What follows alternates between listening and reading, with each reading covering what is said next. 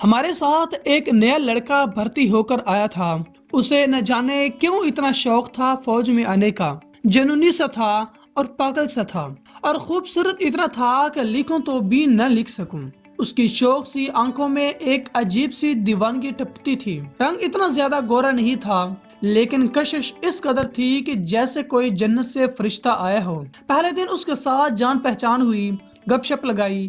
چونکہ میں میجر تھا اور وہ کیپٹن دانش نام تھا اس کا، تو میں نے کہا، کیپٹن کل سے آپ چارج سنبھال لیں گے، ابھی آپ آرام کریں، سفر سے تھک گئے ہوں گے۔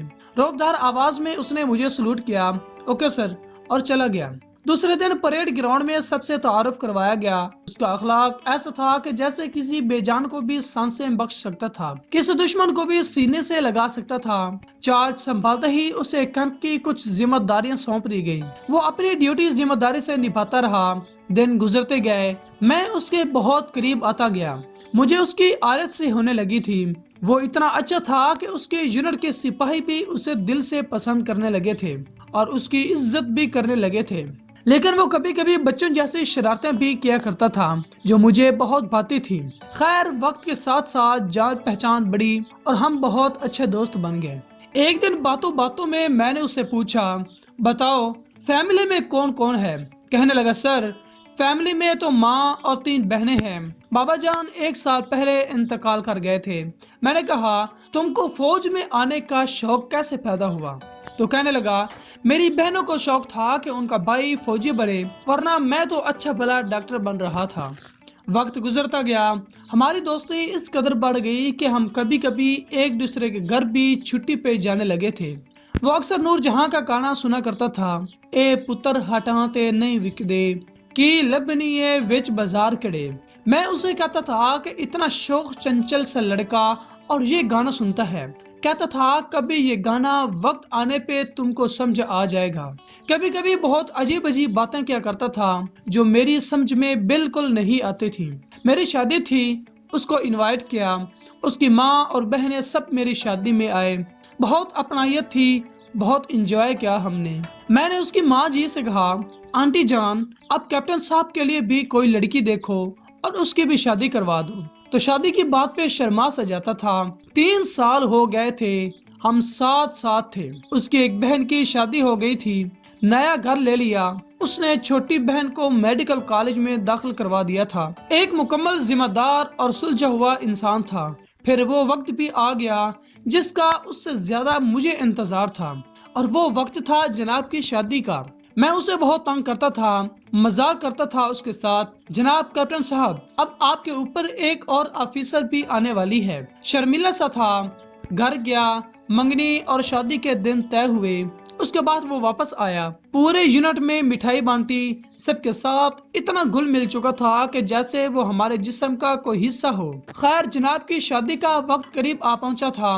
چھٹی کی درخواست دی، چھٹی منظور ہوئی۔ تو ان دنوں بارڈر پہ حالات کچھ ٹھیک نہیں تھے، تو میں بارڈر پہ تھا۔ وہ مجھے ملنے آیا اور کہنے لگا، سر آج رات 9 بجے میں روانہ ہو رہا ہوں، آپ بھی پرسوں شادی میں پہنچ جانا۔ میں نے مسکرا کر اس کی طرف دیکھا اور زور سے جپھی لگائی اور کہا، جوان فکر نہ کرو، میں پہنچ جاؤں گا۔ اچانک سے مجھے وائرلیس پہ آواز آئی، سر کچھ دشمن فوجیوں نے اچانک سے حملہ کر دیا ہے۔ میں نے بھی پوزیشن سنبھالتے ہوئے دانش سے کہا، دانش تم یہاں سے جلدی چلے جاؤ۔ وہ رک گیا، سر چلا جاتا ہوں، ابھی 1 گھنٹہ پڑا ہے میری ڈیوٹی آف ہونے میں ذرا کچھ نیکی بھی کما لوں۔ میں نے اسے کہا، دانش تم جاؤ، ہم دیکھ لیں گے۔ لیکن کہاں سننے والا تھا، اس نے بندوق اٹھائی اور پوزیشن لے لی۔ اتنے میں ایک دوسرا میسج آیا کہ تمام چھٹی پہ جانے والوں کو روک دیا گیا ہے، بارڈر پر حالات بہت سخت ہو گئے ہیں۔ اور اتنے میں دھڑ دھڑ گولیوں کی آوازیں گونجنے لگیں، دشمنوں نے حملہ کر دیا تھا۔ میں، دانش اور 7-4 سپاہی ہم پوزیشن لیے 2 گھنٹے تک لڑتے رہے۔ گولیاں رکنے کا نام نہیں لے رہی تھیں۔ ہمیں کسی بھی صورت اس مورچے سے دوسرے مورچے تک جانا تھا، کیونکہ ہمارا اسلحہ وہاں پڑا تھا۔ 3 گھنٹے تک ہم مسلسل لڑتے رہے تھے۔ میں نے وائرلیس پہ بولنا شروع کیا، ہمارے پاس گولیاں ختم ہو رہی ہیں، ہم کو بیک اپ دیا جائے۔ دانش کہنے لگا تم لوگ ایسا کرو، ایک ایک کر کے وہاں جاؤ، میں یہاں ان کا دھیان لگاتا ہوں۔ میں نے کہا نہیں دانش، تم پاگل ہو، میں یہاں دیکھتا ہوں، تم سب جاؤ۔ لیکن وہ کہاں ماننے والا تھا۔ خیر، میں 4 سپاہیوں سے بولا میں اور دانش یہاں سنبھالتے ہیں، تم لوگ وہاں مورچے پہ جاؤ۔ ہم پوزیشن سنبھالے ہوئے تھے، جیسے ہی سپاہی مورچے کی طرف جانے لگے، گولی کی بوچھار نے ان کو چھلنی کر دیا، جیسے دشمن کہیں بہت قریب آ پہنچا تھا۔ دانش، ہمارے پاس اب گولیاں بھی کم ہیں اور وقت بھی۔ میں چلا کر بولا اگر وہ لوگ ریڈ لائن کراس کر گئے تو پاس آنے والے گاؤں میں بڑی تباہی مچ جائے گی۔ ہم کو کچھ بھی سمجھ نہیں آ رہا تھا۔ میں لگاتار وائرلیس پہ بولتا رہا ہمیں بیک اپ دیا جائے، لیکن ہماری ٹیم کو پہنچنے میں 15 منٹ لگنے تھے اور وقت تھا ہمارے پاس صرف 7 سے 8 منٹ۔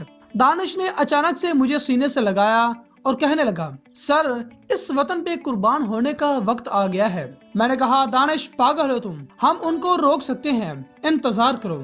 لیکن دانش بولا نہیں سر، اگر نہ روک سکے تو گاؤں میں آنے والی تباہی ہم کو کبھی معاف نہیں کر پائے گی۔ اس نے گرنیڈ اپنے جسم سے باندھا اور بولا میں شہید ہو جاؤں تو مجھے دشمن کے حوالے نہ کرنا، میری میت کو ان سے واپس لے کے اچھے سے دفن کرنا۔ میں اس کی باتوں پہ رو رہا تھا۔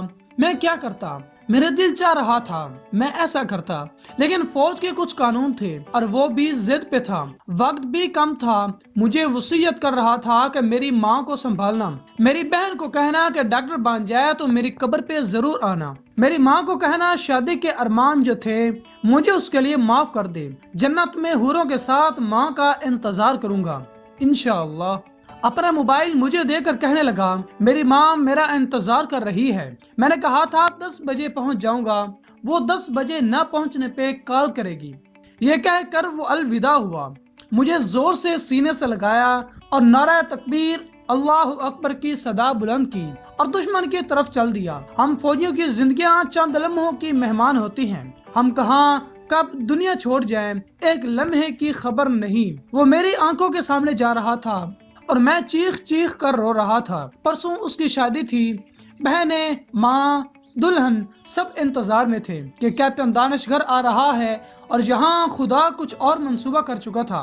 وہ دیکھتے ہی دیکھتے ان کے پاس پہنچا اور زوردار دھماکہ ہوا اور دشمن کو جہنم وصل کر دیا۔ اس کے جسم کے ٹکڑے ٹکڑے ہو گئے، ادھر وہ شہید ہوا، ادھر اس کی ماں کا فون آیا، یہاں رنگ ٹون لگی ہوئی تھی اے پتر ہٹاتے نہیں وکدے کی لبنیے وچ بازار کڑے، اے دینے میرے داتا دی نہ ایویں ٹکرا مار کڑے۔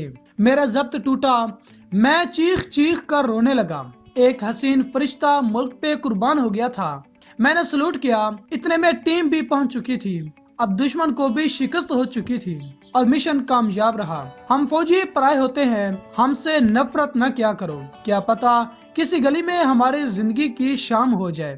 کیپٹن دانش جیسے نوجوان اپنی زندگی کی پرواہ کیے بنا موت کو چوم لیتے ہیں، خدا نصیب والوں کو یہ درجہ دیتا ہے۔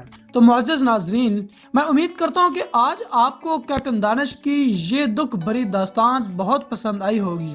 اگر پسند آئی ہے تو اس چینل کو سبسکرائب، ویڈیو کو لائک اور شیئر کرنا مت بھولیے۔ ملتے ہیں ایک نئی ویڈیو کے ساتھ، تب تک کے لیے اللہ حافظ۔